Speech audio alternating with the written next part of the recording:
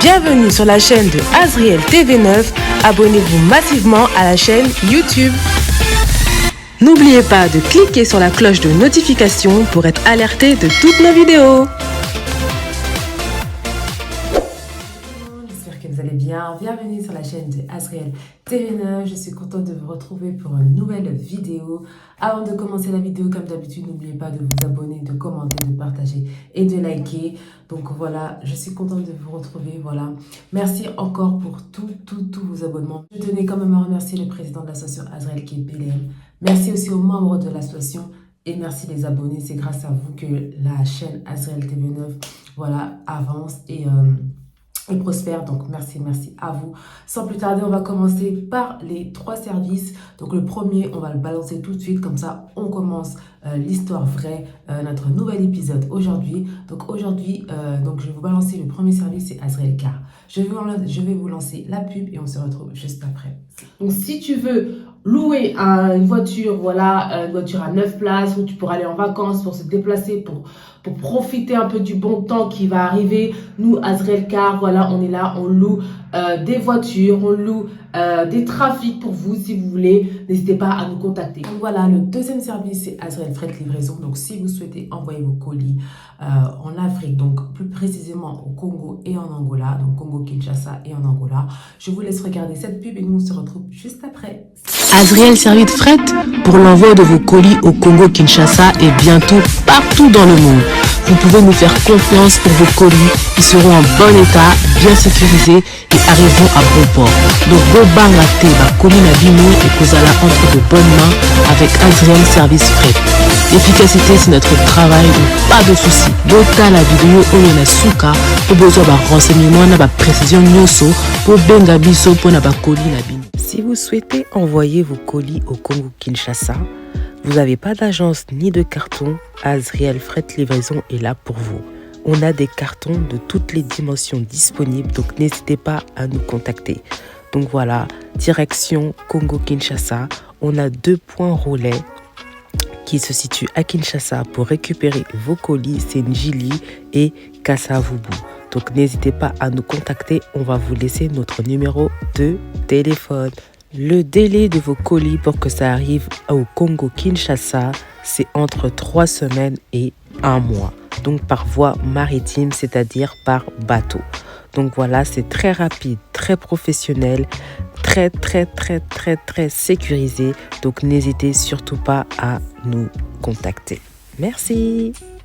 Maintenant, il y a Azriel Fret Livraison en Angola. Donc, on a un point relais en Angola. C'est au marché de Kinkolo. Donc, voilà, quartier Kinkolo. Point relais, marché de Kinkolo, tout près du collège Alfonso. Voilà, le 3e service, c'est Azriel Queen Secret. Voilà, je vais vous lancer la pub et on se retrouve juste après. Si tu es intéressé par nos produits, n'hésite pas à nous contacter. Donc là, voici nos perles détox. Ça nettoie toute infection, toute bactérie et ça te détoxifie le yoni. Attention, âme sensible, regardez à quoi le résultat quand vous enlevez votre perle détoxifiante. Et aussi, on a les plantes naturelles. On appelle le sauna vapeur. Ça permet d'équilibrer les hormones et le pH. Ça améliore la fertilité. Ça diminue les sécheresses vaginales et ça apaise les crampes menstruelles. Ça te détoxifie, ça te purifie de l'intérieur. Et voici notre 3e produit, les capsules Queen Yoni. Donc ça, c'est le best-seller. Si tu as des pertes malodorantes, des pertes vaginales, tu as des bactéries, des démangeaisons, des irritations, voilà, c'est pour toi une cure de 7 jours et que tu verras, après les capsules, tu n'auras plus rien. Donc n'hésite pas à passer commande si tu es intéressé par nos produits. Bye. C'était les 3 services que l'association Azriel a. Donc voilà, la pharmacie aussi de l'association avance petit à petit, voilà, petit à petit, lentement mais sûrement. Donc voilà, après, bien plus tard, on va vous montrer comment l'association, comment la pharmacie, comment l'orphelinat a évolué en Angola. Donc on va vous montrer des images, des vidéos un peu plus tard. Donc voilà. Aujourd'hui, on va parler d'un homme qui était dans les arts martiaux. Voilà, c'est un acteur martial. Donc voilà, c'est un producteur, un acteur. Voilà, je pense que vous le connaissez tous sous le nom de Bruce Lee. Mais on connaît tous son prénom, mais on ne connaît pas vraiment sa vie, son début de vie, son parcours. Sans plus tarder, on va parler de sa vie, on va parler de son parcours de vie.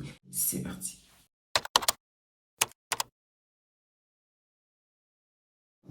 Lee Jun-fan, dit Bruce Lee, est un artiste martial, acteur, réalisateur, producteur et scénariste sino-américain né le 27 novembre 1940 à San Francisco, aux États-Unis et mort le 20 juillet 1973 à Hong Kong. Parallèlement à sa carrière d'acteur, Bruce Lee crée son propre art martial, le Jeet Kune Do. Considéré comme le plus grand maître d'arts martiaux du cinéma mondial du XXe siècle, il a ouvert la voie à d'autres acteurs asiatiques de films d'arts martiaux comme Jackie Chan, Gordon Liu, Jet Li, Donnie Yen ou Tony Jaa, voire occidentaux comme Chuck Norris, Steven Seagal, Jean-Claude Van Damme ou Scott Adkins, et afro-américains tels que Wesley Snipes et Michael J. White.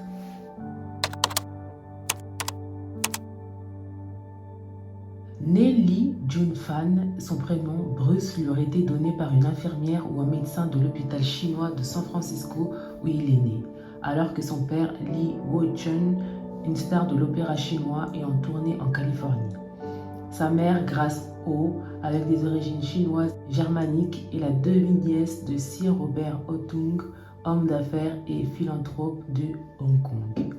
Bruce Lee est élevé à Hong Kong auprès de ses deux frères, Peter et Robert, ainsi que ses deux sœurs Agnès et Phoebe. Lee Ho-chun, né dans le district de Shunde, était comédien vedette de l'opéra de Canton, ce qui permet à Bruce d'apparaître dans plusieurs films asiatiques durant son enfance. C'est à l'âge de 13 ans, vers 1953 ou 1954, après avoir été initié au Tai Chi Chuan, que Bruce Lee commence à étudier un art martial chinois, le Wing Chun, dans l'école du célèbre maître Yip Man auprès de Yong Chun Leung.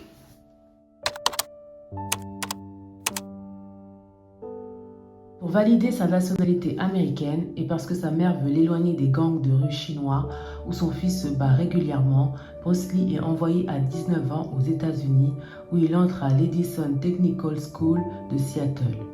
Par la suite, il entame des études de théâtre à l'Université de Washington. C'est là qu'il rencontre sa future femme, Linda Emery, une jeune étudiante, en lui donnant des cours de kung-fu. Il se marie à Oakland, en Californie, le 17 août 1964. Le couple aura 2 enfants.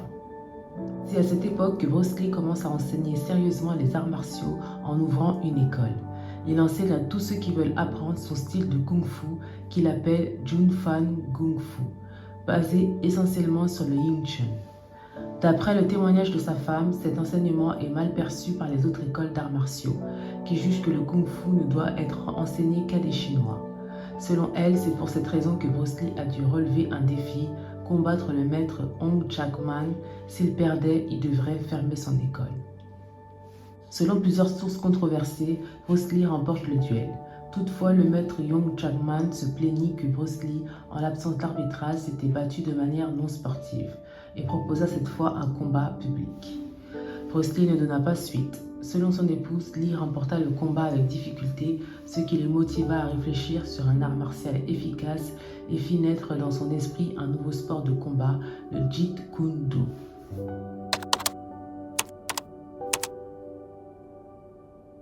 Bien que victorieux, le jeune maître est déçu par sa prestation. Il se croyait capable de mettre un adversaire KO en quelques secondes, mais le combat a sollicité toute son énergie. C'est cette mésaventure qui va le conduire à remettre en doute l'enseignement traditionnel et à s'intéresser à la musculation. Il créera alors le Jeet Kune Do, la voie du point qui intercepte, utilisant des techniques extérieures au Kung Fu. Le Jeet Kune Do visait à être plus pratique, plus fluide et plus rapide que le Kung Fu traditionnel, mais surtout pour adapter au combat réel, en intégrant des techniques tant que la boxe anglaise, de la savate, boxe française, de la lutte européenne, du judo, du jiu-jitsu ou de la boxe thaï que de la self-défense, de l'escrime ou du kali. Il a également été pensé comme système de renforcement musculaire. Il écrit plusieurs livres expliquant ces techniques qu'il qualifie d'autodéfense. Plus tard, le Jeet Kune Do ou JKD sera intégré au Close Quarter combat enseigné aux forces spéciales américaines. Il essaie également de poursuivre une carrière cinématographique entamée dans l'enfance en Chine, mais l'essentiel de ses revenus vient de l'enseignement. Début 1970, lors d'un exercice de musculation, il se blesse grièvement au dos. Il s'était déjà blessé plusieurs fois à cet endroit entre 1964 et 1970. L'accident se serait produit dans sa salle d'entraînement, alors que sans s'être préalablement chauffé, il entame une série de Good Morning. Un exercice particulièrement éprouvant pour les lombaires, avec une charge d'environ 60 kg, approximativement son propre poids. Le médecin consulté diagnostique une lésion du 4e nerf sacré. On lui interdit alors de pratiquer toute forme d'exercice. On lui dit même qu'il ne pourra plus jamais pratiquer les arts martiaux comme avant. Il gardera des séquelles douloureuses de cet accident toute sa vie. Il reste alité quelques jours et pendant 6 mois, il abandonne tout exercice physique et en profite pour mettre par écrit des réflexions et croquis sur sa vision de l'art, du combat et sur les relations entre celui-ci et la sagesse orientale.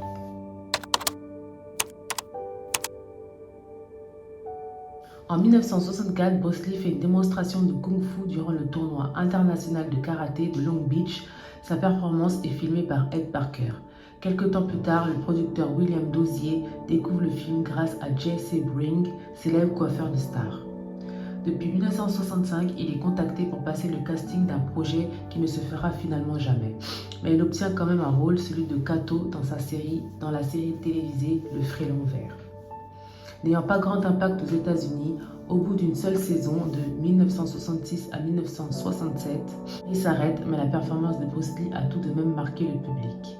Et des stars comme Steve McQueen, James Coburn, Karim Abdul-Jabbar ou encore Roman Polanski deviennent ses élèves. Il fait 3 apparitions en tant que Kato dans 3 épisodes de Batman. Par la suite, le cinéma américain acceptant mal les acteurs non blancs, sa carrière stagne rapidement. Il est cantonné à de petits rôles secondaires. En 1970, il subit une grave blessure au dos provoquée par une surcharge de poids à l'entraînement. Il reste immobile durant plus de 6 mois, passant beaucoup de son temps à peaufiner sa théorie et sa philosophie des arts martiaux. Après beaucoup d'efforts, il finit par se rétablir. Le risque de se trouver quasiment handicapé faisait partie du pronostic médical. Mais il gardera tout de même jusqu'à la fin de sa vie des douleurs régulières au dos.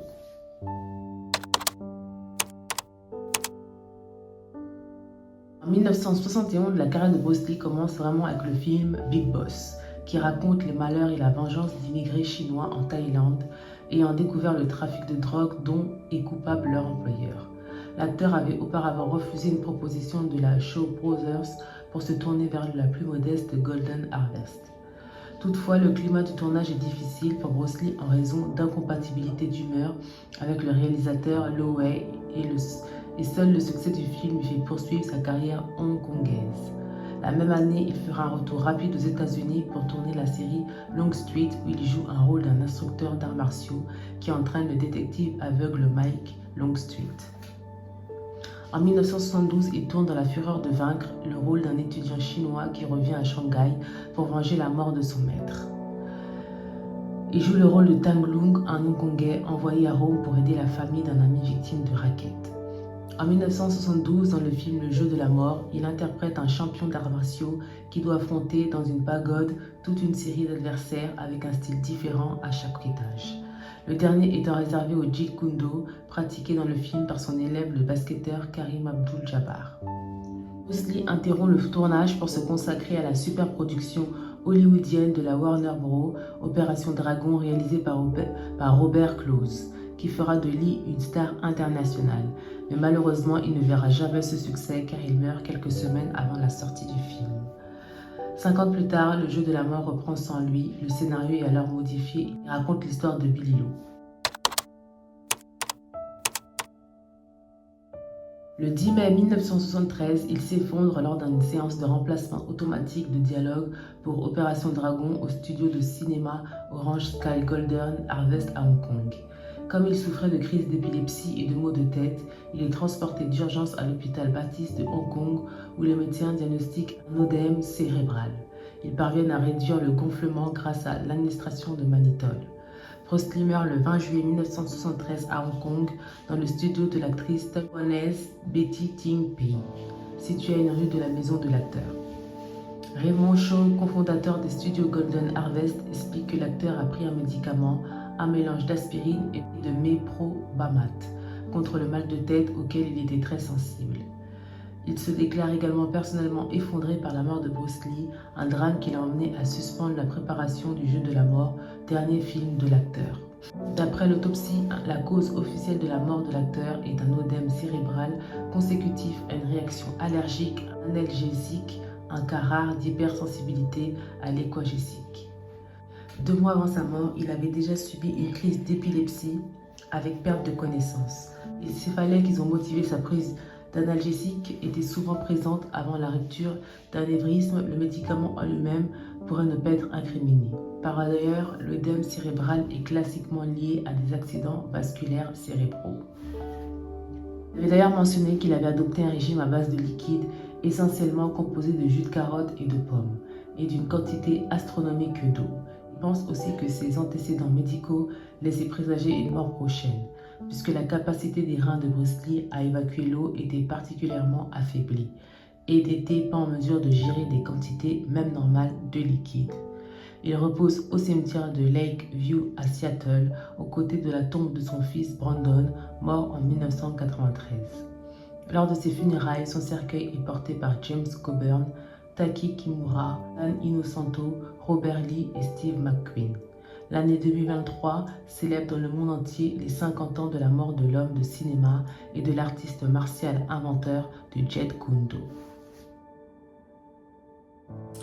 Donc voilà, c'était la fin de la vidéo. Donc j'espère que vous avez apprécié notre nouvel épisode de Histoire Vraie. N'hésitez pas à nous dire en commentaire ce que vous voulez voir comme nouvelle vidéo, voilà, comme nouveau concept. Donc voilà, n'hésitez pas à nous mettre ça en commentaire et regardez les vidéos s'il vous plaît. Commentez, partagez, likez. N'oubliez pas de mettre des pouces, voilà, de partager, de motiver, de booster les gens aussi qui font des vidéos. Donc voilà, et n'oubliez pas aussi d'appuyer sur la cloche de notification pour être alerté de toutes les vidéos que nous mettons en ligne. Donc voilà, n'hésitez pas. Donc nous, on se retrouve comme d'habitude jeudi prochain pour une nouvelle vidéo. Et comme d'habitude, prenez soin de vous. C'est la fin de la vidéo. Merci d'avoir regardé la vidéo jusqu'à la fin. N'oubliez pas de vous abonner massivement.